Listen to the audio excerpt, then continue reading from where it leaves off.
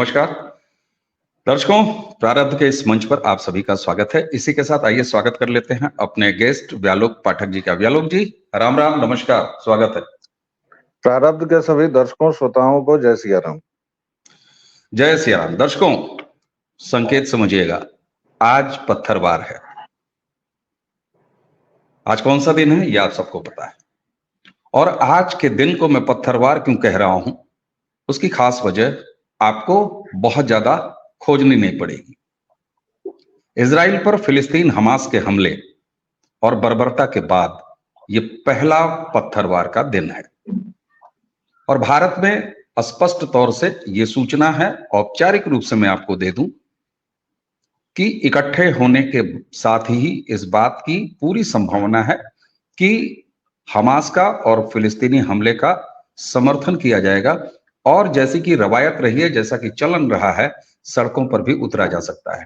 इसका उदाहरण अगर आप देखें तो उत्तर प्रदेश पुलिस ने बाकायदे एक्स के प्लेटफॉर्म पे, जो पहले ट्विटर कहा जाता था, वहां औपचारिक रूप से इस बात की घोषणा की है कि आज का दिन संवेदनशील है और कहीं कोई ऐसी भीड़ सड़क पर न उतरे, मजहबी भीड़ न उतरे, इसका हर पुलिस कप्तान और हर जिले का अधिकारी ध्यान रखे। समाज के तौर पर हमारी आपकी भी जिम्मेदारी होती है। व्यालोक जी से जरा चर्चा करते हैं। व्यालोक जी, कांग्रेस वर्किंग कमेटी ने हमास फिलिस्तीन का समर्थन लिख के कर दिया, प्रस्ताव पारित किया। उसी के साथ साथ उसकी सहयोगी संस्था, उसके बगल वाली दुकान, उसकी अपनी दुकान, all India Muslim personal law board ने भी हमास फिलिस्तीन का लिख के समर्थन कर दिया। बोल के समर्थन औपचारिक रूप से कब, कहां, कैसे किया जा रहा है, ये आपके सामने है, दर्शकों के सामने है। ट्विटर, जो आज एक्स कहा जाता है, वहां पर किस तरह से तमाम पाखंडी शुद्धतावादी, जिसे मैं देशी यानी भारतीय हमास कहने लगा हूं और कहा जाना चाहिए, उनका समर्थन किस तरह से खुले तौर पर है, वो भी साफ देखा जा रहा है। ऐसे में उत्तर प्रदेश पुलिस द्वारा औपचारिक एडवाइजरी को अगर हम उदाहरण के तौर पर, क्योंकि 25 करोड़ आबादी का उत्तर प्रदेश भारत को बहुत अच्छे और सक्षम ढंग से रिप्रेजेंट करता है, कर सकता है, करने की स्थिति में है, इतनी बड़ी आबादी है। आज पत्थरवार है, क्या कहेंगे व्यालोक पाठक जी? देखिए, एक तीसरी दुकान ने भी समर्थन किया है, वो आपको शायद आप उसका उल्लेख करना भूल गए।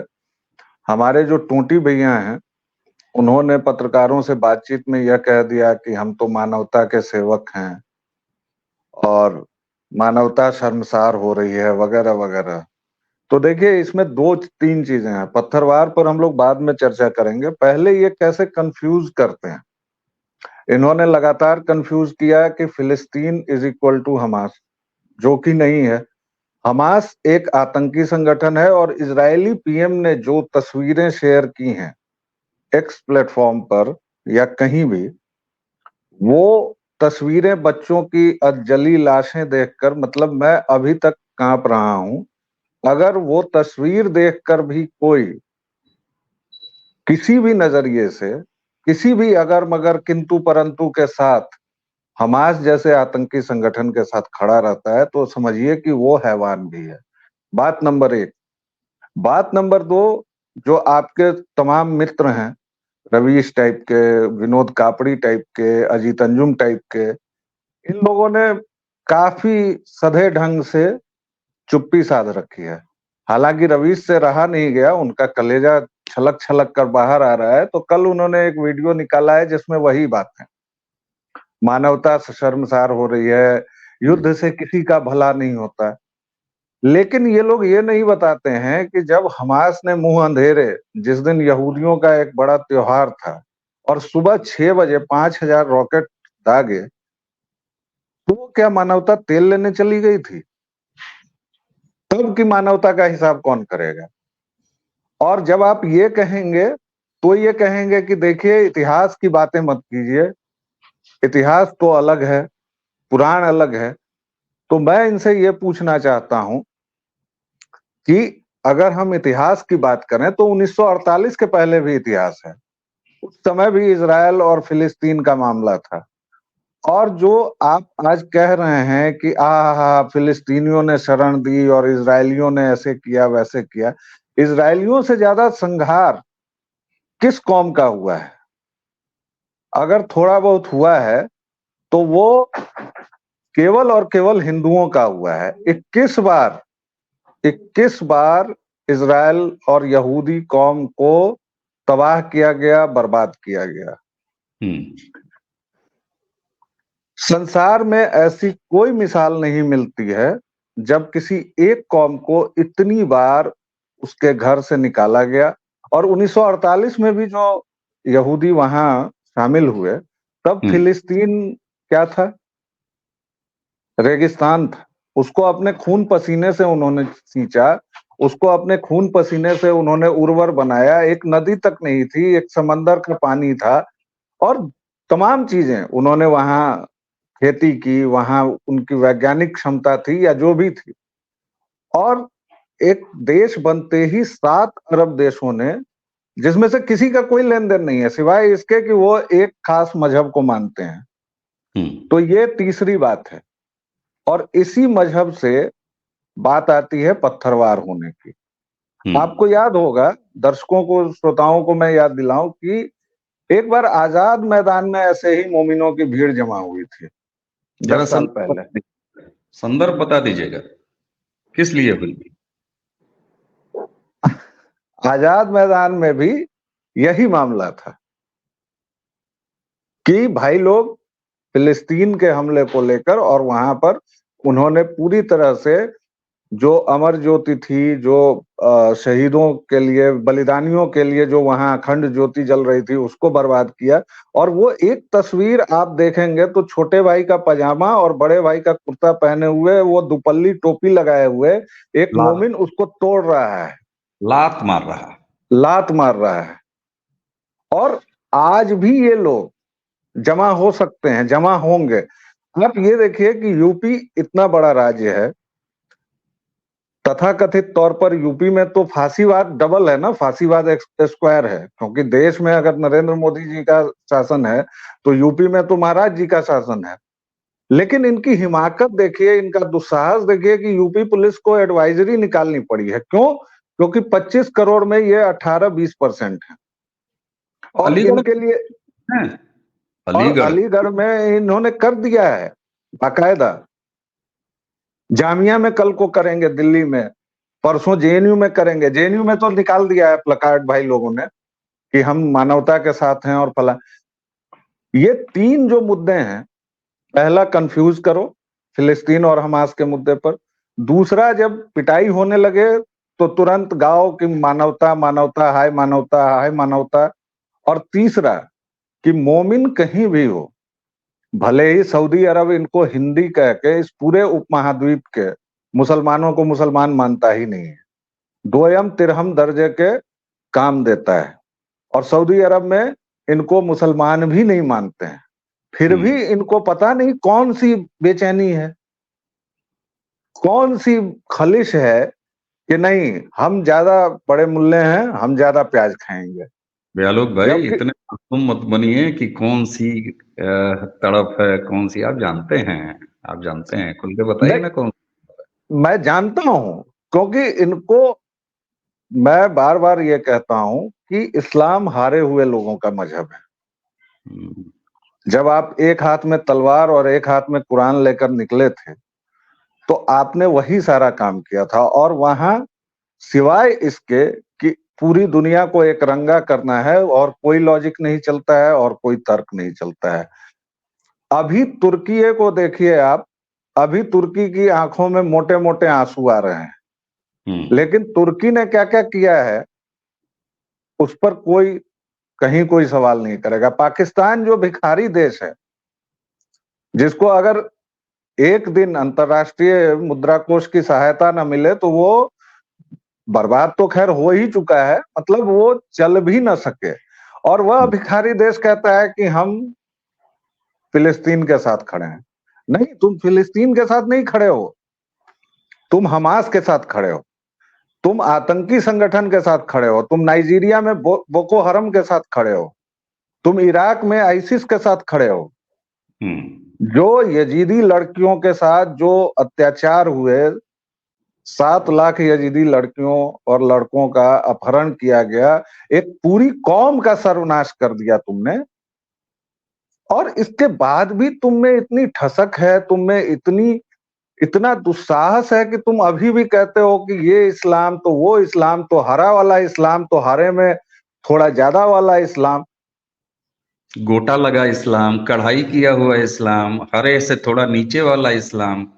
साहब एक चीज आलोक भाई, यहाँ पर देखिए कितने स्मार्ट तरीके से हम लोगों ने अपने पिछली 2-3 चर्चाओं में इस बात का जिक्र किया, और मैं 1-2 जगह और भी गया वक्ता के तौर पर, तो वहां भी मैंने कहा कि ये बिल्कुल साफ तौर पर समझ लेना चाहिए कि जो हमास है वही फिलिस्तीन है, और सिर्फ फिलिस्तीन ही नहीं है, हमारे आपके शहर मोहल्ले में बैठा हुआ गाजा है, चाहे वो पाकिस्तान हो चाहे सीरिया। और देखा जा रहा है, यूएस में देख लीजिए, यूके की सड़कों पर देख लीजिए क्या हो रहा है, वहां बाकायदे समर्थन दिखाई दे रहा है। अच्छा, हम आज पत्थरवार के मौके पे जरा आपको फिर एक बार भारत ले आए। अपने देश में भारत ने 1947 में ट्रेनों में भर भर के, ट्रेनों की छतों पर बैठ बैठ के पलायन देखा है, जिंदे लोगों का पलायन देखा है, लाशों का भी पलायन देखा है। इन तमाम 70-77 सालों, 75 सालों में हमने क्या क्या देखा है, और वो सिलसिला यहां तक चल रहा है कि आज हमास की बर्बरता के समर्थन में न सिर्फ बयान हो रहे हैं, देखिए दिल में जो बात है वो तो होती है, लेकिन बयान सामने आ रहे हैं, समर्थन सामने आ रहा है, सड़कों पर उतरा जा रहा है। ऐसे में भारतीय समाज के तौर पर, एक बहुसंख्यक समाज के तौर पर, जब हमारे खुद के हाथ इतने तंग हैं अपनी सुरक्षा की भावना में, और 2 मिनट में ये होता है कि साहब बहुत हो गया, क्या कर रही है सरकारें, एक समाज के तौर पर भारतीय बहुसंख्यक समाज स्वयं को ऐसी बर्बर मानसिकता के खिलाफ कितना तैयार पाता है, आप क्या समझते हैं? नहीं और देखिए, साथ तैयारी की, तैयार रहना चाहिए, ये भी, ये दोनों चीज। देखिए तैयार तो बिल्कुल रहना चाहिए, क्योंकि आप कह चुके हैं, मैं कह चुका हूं कि हमारे घरों में हमास है। ये जो हमारी गलियों तक बात नहीं रही है, ये जो सेकुलर लिबरल सो कॉल्ड प्रगतिशील और क्या क्या सब हैं, ये और कौन है? ये हमास को कवर फायर ही तो दे रहे हैं। स्वरा भास्कर नाम की हीरोइन है कोई, वो खुलेआम लिखती है, वो मिडिल फिंगर दिखाती है कि मैं 3 साल पहले गई थी और मैंने इजराइल को मिडिल फिंगर दिखाया था, तो वही मिडिल फिंगर फिर से। रवीश क्या कर रहे हैं? 10 मिनट का वीडियो बना रहे हैं कि किसी भी तरह लिपापोती की जाए। फैक्ट चेकर्स क्या कर रहे हैं? सो कॉल्ड फैक्ट चेकर्स, बिल्कुल। वो किसी भी तरह यह साबित करना चाहते हैं कि नहीं जी, राक्षस तो राक्षस नहीं है, आप गलत समझ रहे हैं, राक्षस तो दरअसल साधु पुरुष हैं। और इसके बाद जब इतनी सारी लंपटता, इतनी सारी बकवास के बाद भी ये लोग नहीं मान पाते हैं, तो ये लोग अपने असली रंग में आते हैं। 1990 का कश्मीर याद कीजिए, मस्जिदों से नारे लगाए गए, मस्जिदों से धमकियां दी गई, मस्जिदों से ऐलान हुआ कि आप अपनी औरतों को छोड़ो और निकल जाओ, रालिब गालिब चालिब।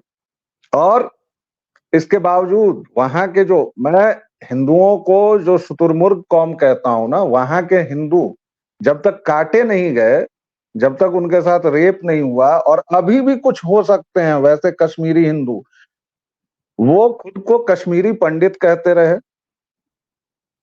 कश्मीरियत का थोथा झुनझुना बजाते रहे, और अंत में काट दिए गए।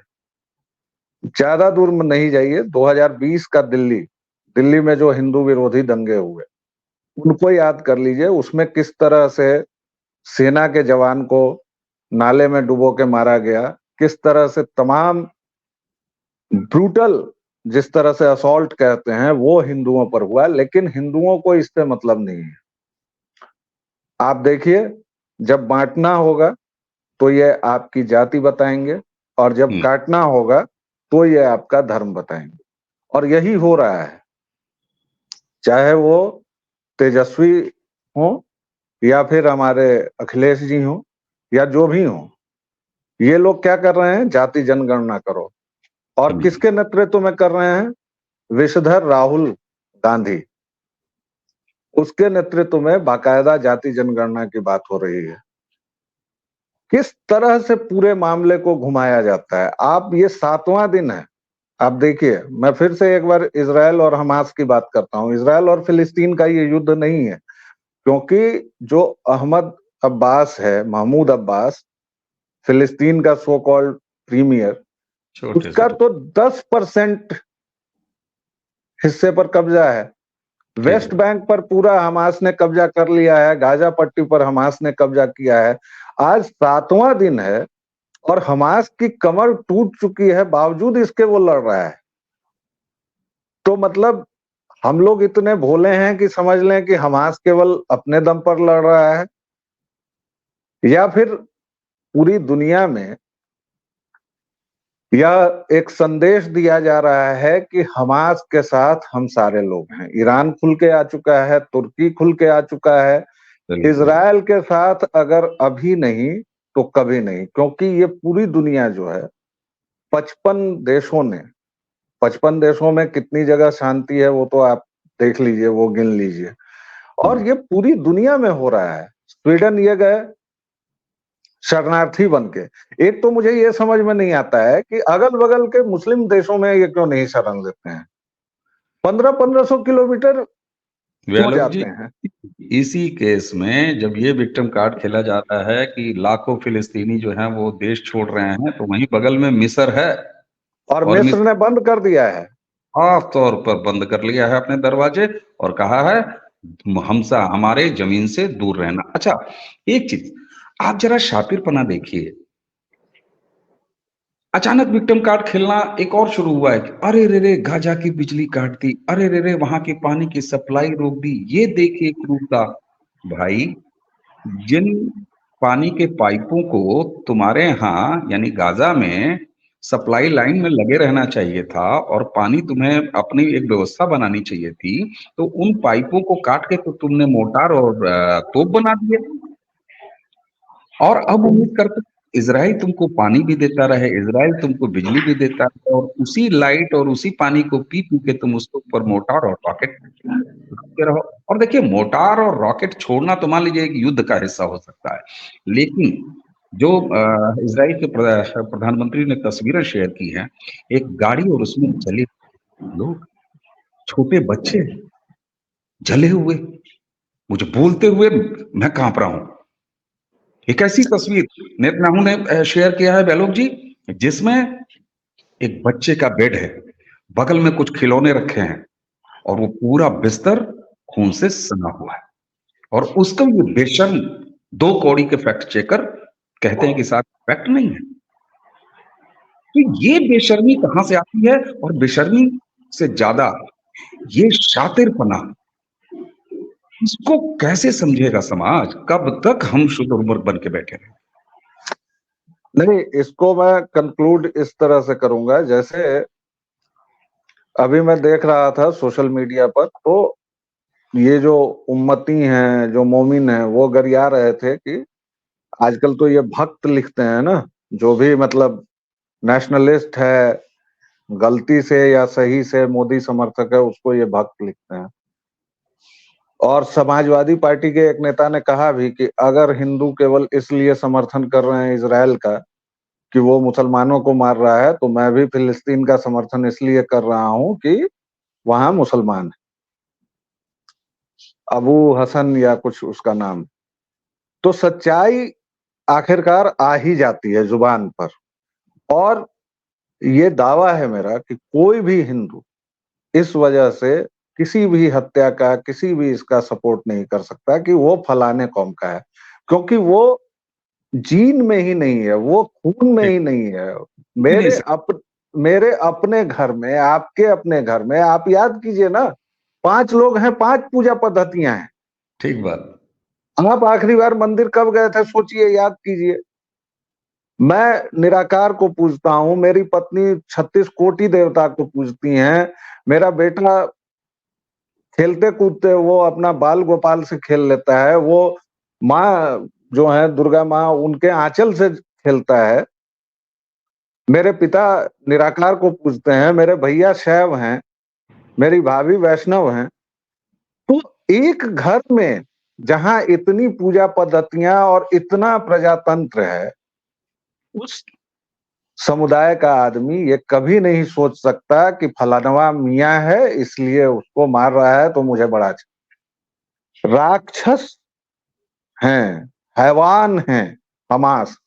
और इसलिए हर एक व्यक्ति जो उसका विरोध कर रहा है वो केवल और केवल इसलिए कर रहा है कि वो बच्चों को जला रहा है, और बच्चों को जलाने से पहले वह कुत्तों वाली गाड़ी में घुमा रहा है।